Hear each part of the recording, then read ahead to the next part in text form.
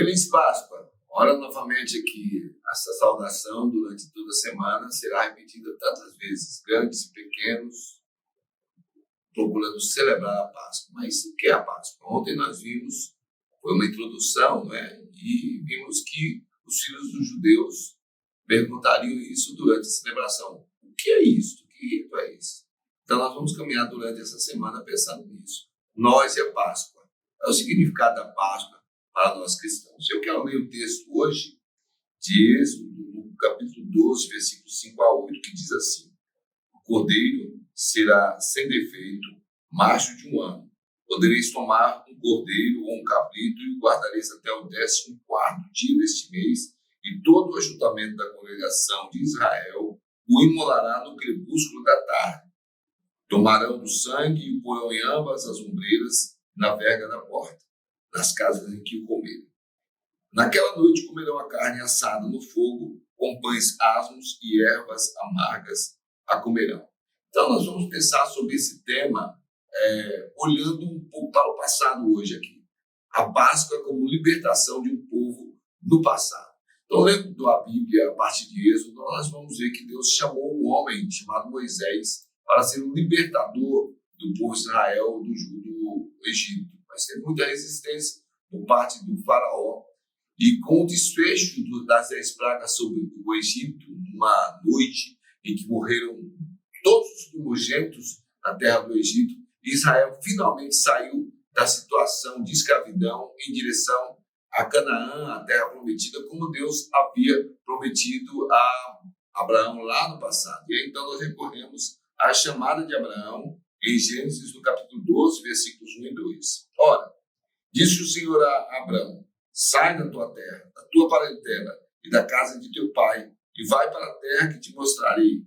De ti farei uma grande nação, e te abençoarei e te engrandecerei o nome. Se tu uma bênção. Então, a palavra de Deus nos mostra que os descendentes de Abraão formaram um grande povo de Israel. As 12 tribos de Israel, os 12 filhos de Jacó, neto de Abraão, vão continuando, prosseguindo, e a promessa de Deus está ali. Será um grande povo. Então, tem a história que você precisa ler em Gênesis, né?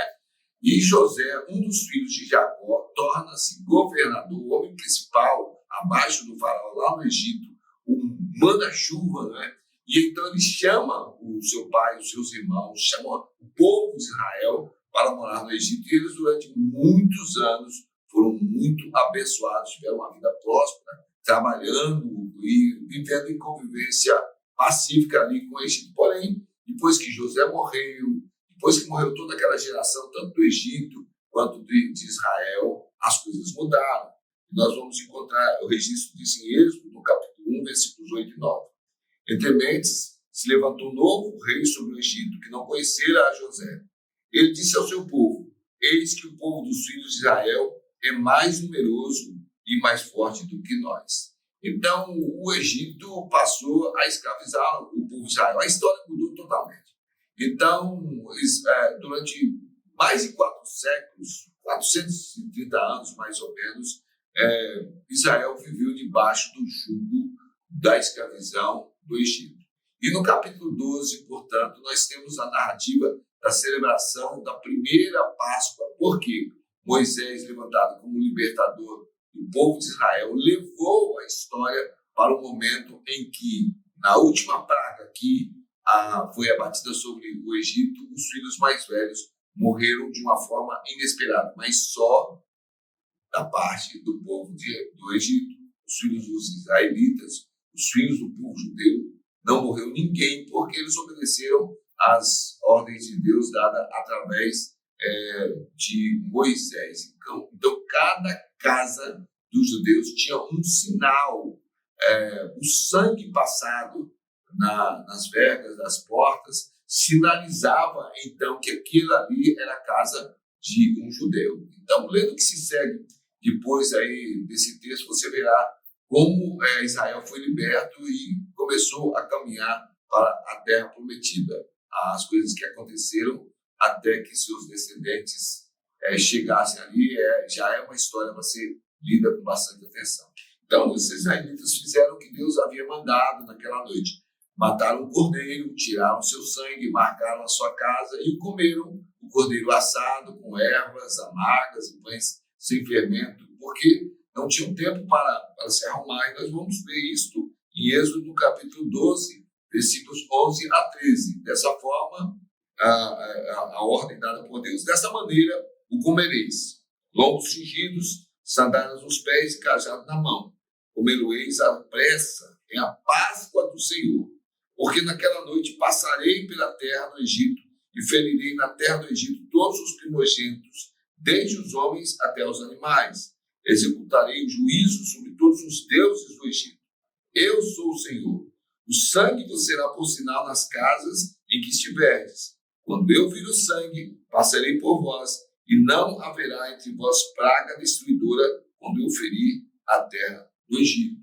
Então, a Páscoa dos israelitas apontava para uma obra muito maior do que a libertação de um povo do jugo do outro povo. E é isso que nós, então, devemos prestar atenção como cristãos. O livramento do Egito, do jugo de um outro, o livramento de Israel do jugo da escravidão sob o poder do Egito, apontava para algo maior. Eles sacrificaram o cordeiro, eles comeram a carne e as peças e saíram naquela noite de libertação. Mas o próprio Moisés já havia profetizado de que Deus haveria de levantar um libertador maior do que ele. Nós temos isso registrado em Deuteronômio, capítulo 18, versículo 15. Ele diz assim: o Senhor teu Deus te suscitará um profeta do meio de ti, teus irmãos, semelhante a mim. A ele o ouvirás. Então, desde então, os judeus passaram a comemorar a Páscoa dessa forma, assando um cordeiro. Nós temos esse registro em Deuteronômio, no capítulo 16, versículos 2 a 4. Assavam um cordeiro, comiam ervas amargas e aí então se lembravam daquilo que Deus havia feito na vida deles como povo.